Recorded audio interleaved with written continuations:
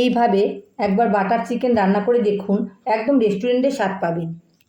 প্রথমে দিয়ে দিচ্ছি আদা, কাঁচা লঙ্কা ও রসুন বাটা, হাফ চামচ করে ধনে জিরে ও 1 চামচ কাশ্মীরি লঙ্কার গুঁড়ো, আর দিয়ে দিচ্ছি ফেটিয়ে রাখা হাফ কাপ টক দই ও সামান্য লবণ দিয়ে চিকেনটাকে ভালো করে মেখে আধা ঘন্টার জন্য ম্যারিনেট করে রেখে দেব ঢাকা দিয়ে।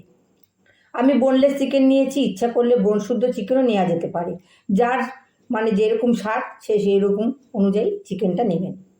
এরপর আমি দিয়ে দিচ্ছি 2টো পেঁয়াজ, 3টে টমেটো, শুকনো লঙ্কা, তেজপাতা, এলাচ, দারচিনি, লবঙ্গ, স্টার অনিয়ন্স, হাফ চামচ করে ধনে ও জিরের গুঁড়ো ও 1 চামচ কাশ্মীরি লঙ্কার গুঁড়ো।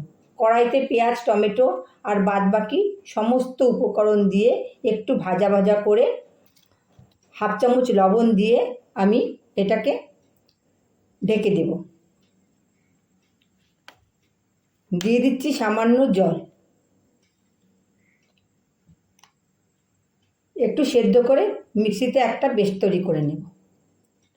আচ্ছা, এটা আপনাদের পোলাও, ফ্রাইড রাইস, নান, রুটি সব কিছুর সাথেই খেতে পারবেন। কড়াইতে বাটার গরম করে তাতে আমি দিয়ে দিচ্ছি চিকেনের টুকরোগুলো।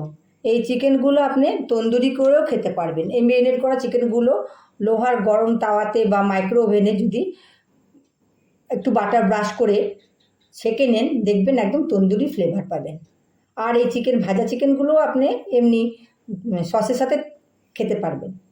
এবার আমার মিক্সিতে পেস্ট করা মশলাটাকে আমি ছাঁকনিতে ছেঁকে নিলাম।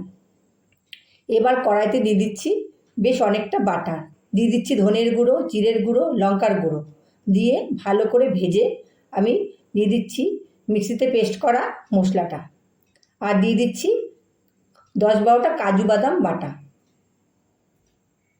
এরপর হাফ চামচ লবণ, হাফ চামচ চিনি দিয়ে আমি ফ্রাই করা চিকেনগুলো দিয়ে দিলাম। দিয়ে একটু নাড়াচাড়া করে দিয়ে দিচ্ছি half cup fresh cream. Fresh ক্রিমের বদলে আপনি যদি ঘরে আপনার অনেকটা দুধের সর থাকে মিক্সিতে পেস্ট করে সেটাও দিতে পারবেন।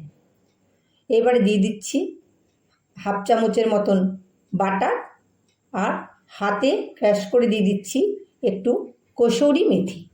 এই কসুরি মেথির ফ্লেভারটা খুব ভালো লাগে এই বাটার চিকেনে। দেখুন কালারটা কি সুন্দর হয়েছে। বন্ধুরা, আপনারা একবার রান্না করে দেখবেন, অসাধারণ স্বাদ হয়। বাড়িতে গেস্ট আসলে একবার রান্না করে খাওয়াবেন, আশা করি প্রশংসা করবে আপনার। ভালো লাগলে লাইক, শেয়ার আর সাবস্ক্রাইব করবেন। ধন্যবাদ।